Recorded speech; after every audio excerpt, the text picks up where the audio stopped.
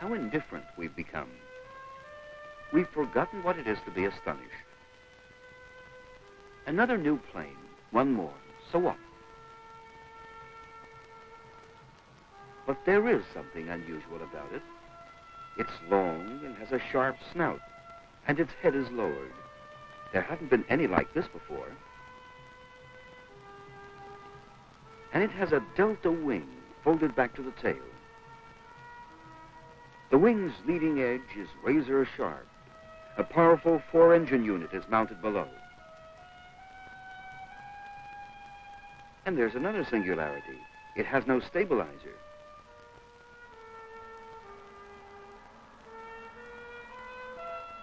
This is the new Tupolev Supersonic airliner. Takeoff. Script, Anatoly Agranovsky. Direction, Vermisheva. Director of Photography, Khabshin.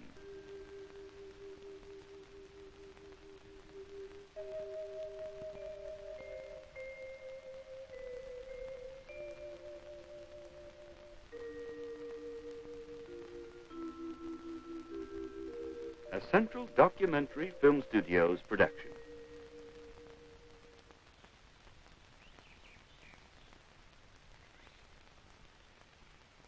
Andrei Tupolev, now in his 80s, possesses talent and insight to such a degree as to become a living legend.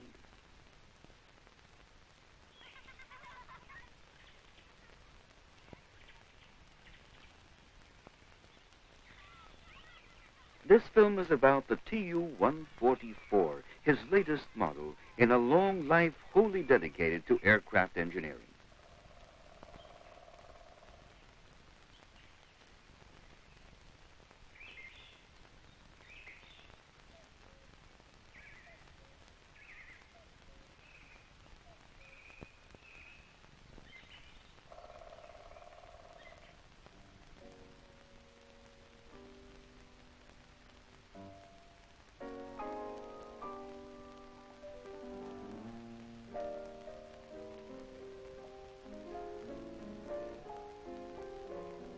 When it was conceived several years ago, there were few, even among the top rankers, who believed in its practical realization.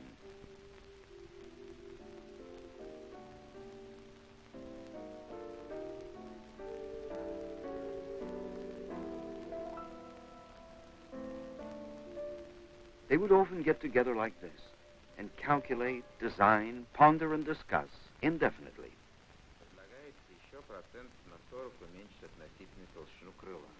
А что мы можем ждать от этого утончения по качеству самолета?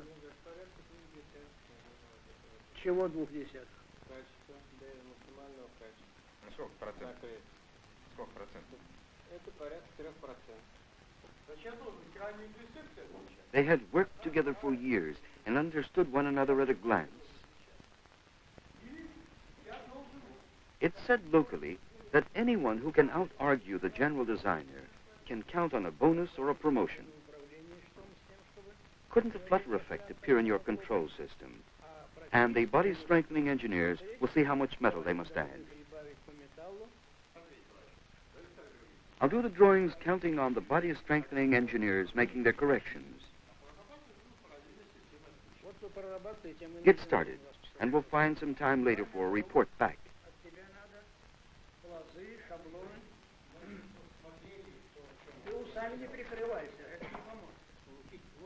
That will help us arrive at the overall final form. We discussed that question 2 days ago. It's clear now. You finished turning over the finals to Ilyushin, so he can speed up his part of the job. Окончательные материалы для того, чтобы он мог быстро исправить свои работы.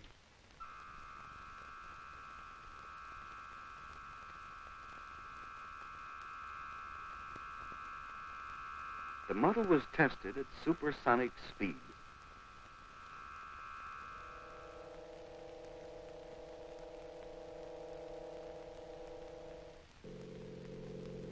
And here the character of the streamlining was studied.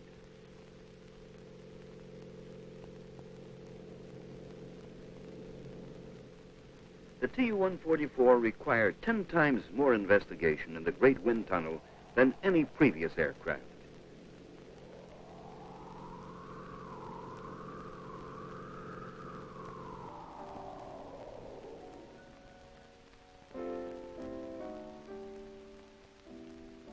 This is father and son. Andrei Tupolev has trained hundreds of aircraft designers. He founded a school of aircraft engineering. His son Alexei, chief designer of the Tu-144, has followed in his footsteps.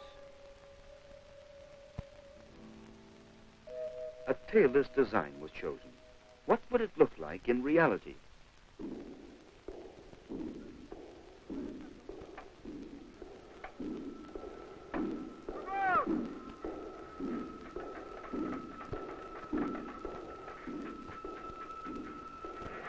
The Tu-144 would have been inconceivable without metallurgists, chemists, instrument makers, and electronic experts taking an active part in its development. New alloys and new kinds of rolled metal were needed. The electronic equipment accounts for half the plane's cost. Some 10,000 parts are made of plastics. So the building of this plane was a common achievement of Soviet science and technology.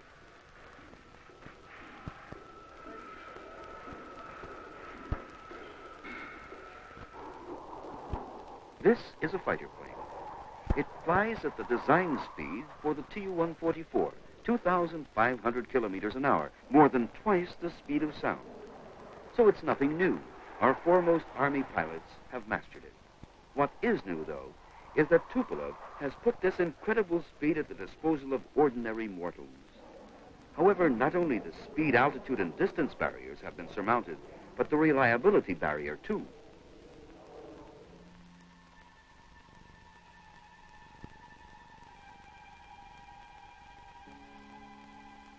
The landing gear was being tested. What was there about it that instilled confidence? Should the hydraulic system suddenly fail, another backup system would take over, and then, if necessary, a second backup system, and even a third.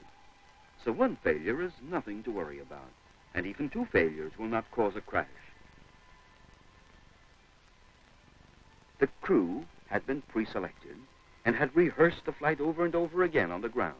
Airborne, they wouldn't have the time to recall, waver, or grope. They'd have to make split-second decisions, and that meant they had to know the plane like themselves. Each of them had a college education and lengthy, thorough training for the maiden flight. Commander Yelyan, give us a readiness report, please. First, we'll make the landing gear retraction and release test.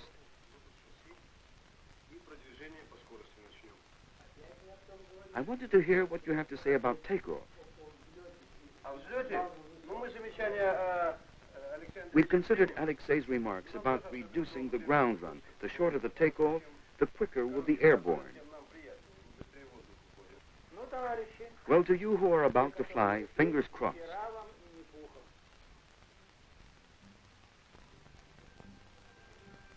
The maiden flight took place on December the 31st, 1968. Everything had long been in readiness.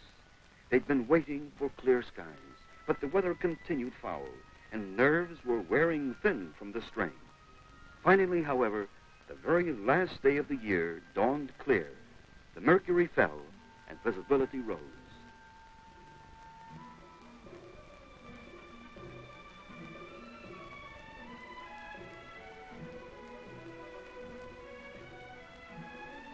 Andrei Tupolev had watched 120 maiden flights, and here he was again, waiting.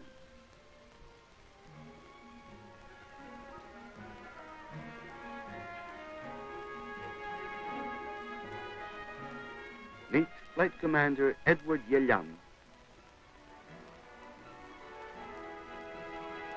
Engineer Yuri Zeliverstov,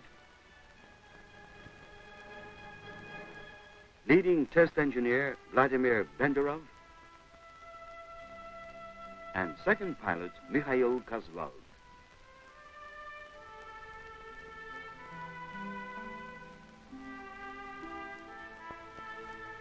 Yes, it was a fine day indeed. It was good to be alive on a day like that, as a well-known test pilot put it.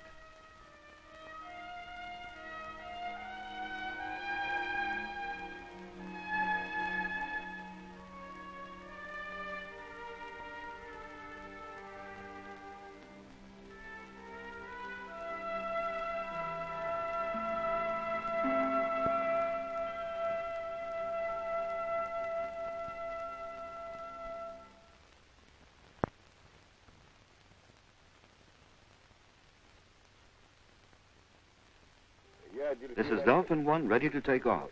Permission granted. Got you.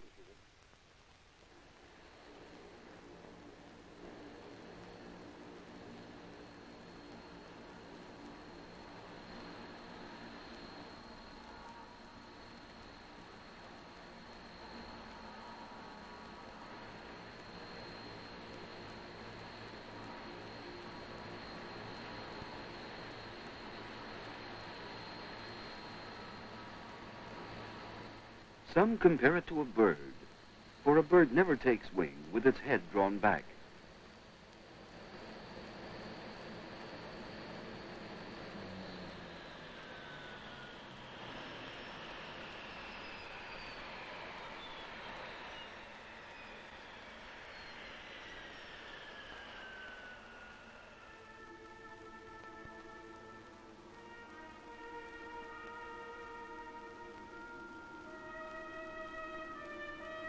The plane took off and gained altitude. There was nothing left for us to do but watch and wait. Nothing depended any longer even upon the general designer.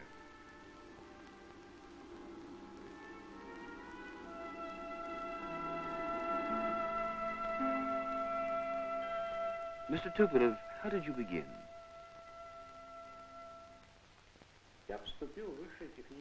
I matriculated at Moscow's higher technical school because I had a bent for engineering. Our lecturer on aviation was Nikolai Zhukovsky.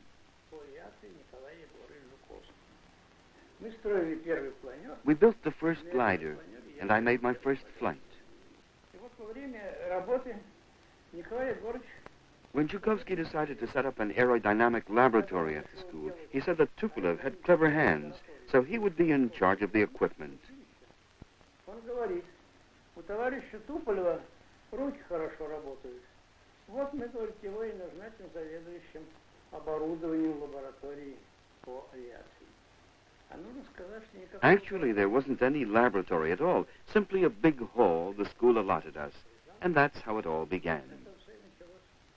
Когда же пришла революция, то мы, около Николая Егоровича Жуковского, был уже тесный кружок людей, When Soviet power came, Nikolai Zhukovsky had gathered a close circle of people dedicated to aviation.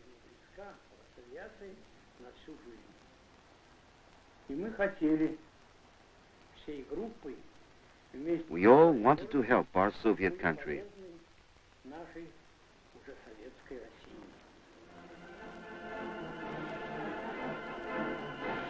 Tupolev has advanced through nearly every stage of aviation.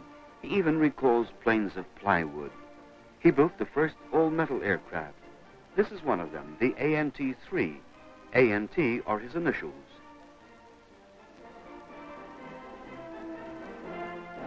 And another, the Maxim Gorky, at that time the world's biggest.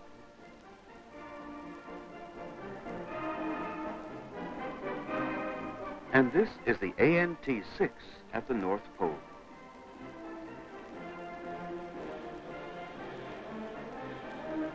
The famous ANT-25's non-stop flights won world acclaim. It took Chkalov 63 hours to fly non-stop from Moscow to the United States.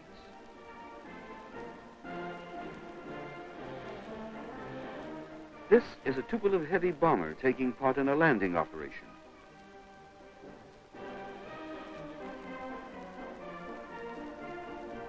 The war over, the Dean of Soviet aircraft designers again produced projects which could be classed among the boldest.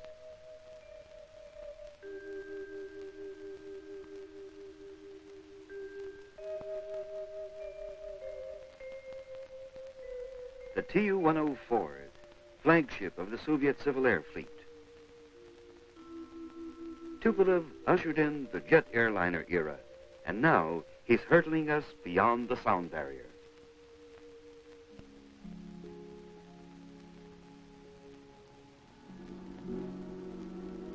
The flight continued. Now the plane raised its head. For supersonic flight, it needed a long, pointed nose. So far, so good. Everything was proceeding normally. I've stopped climbing. Everything on board is tip-top. The craft handles with astonishing ease. Now I'm banking for the first time. The ground is visible. We've finished the maneuver. Now we're going to fly over. Have a look at us from down below. How does she look? Not bad, huh?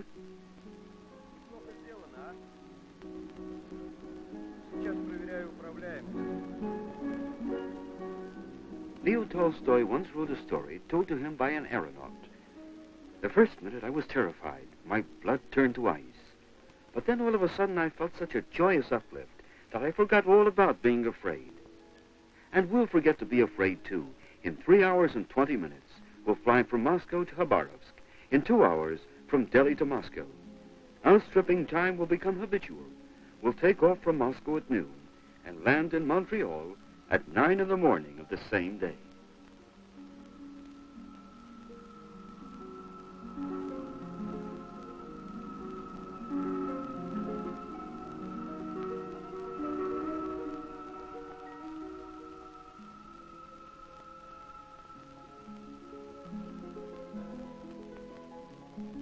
We enter the plane, walk down the nylon carpeted aisle, and settle in a soft armchair. Smiling air hostesses will come forward to greet us, and in all probability, no one will remember anything about those who built this airliner for us.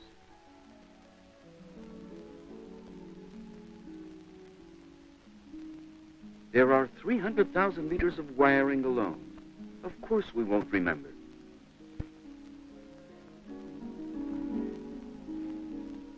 It's enough for us that there is no noise, no vibration, no pressure drops.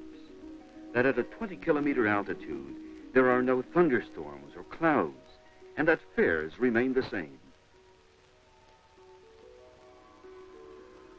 Meanwhile, the flight continued. The airliner embodies all that is best in world science today. There is a computer center on board. If the flyers overlook something, the clever machine will remind them. Besides a sign flashing on, they will hear a voice saying, switch over the radio beacon, or release the landing gear.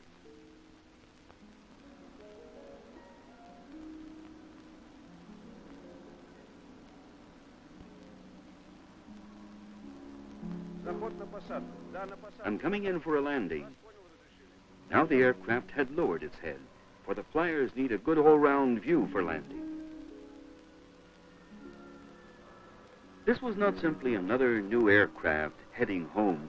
It was a new history-making stage in world aviation.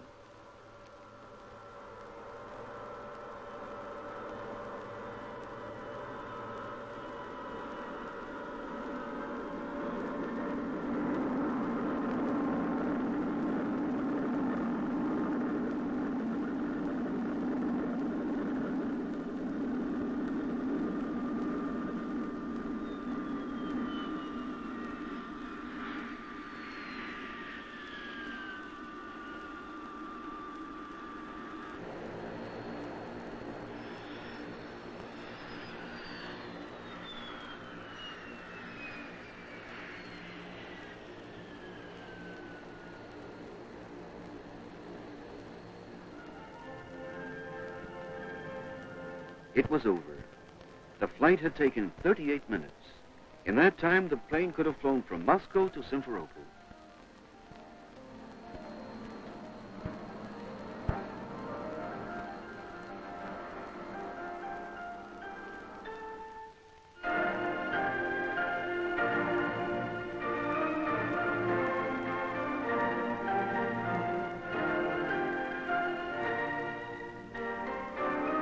These people can rejoice.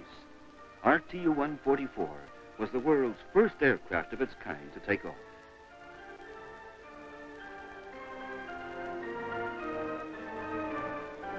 this was only its maiden flight. Tests and trials will continue.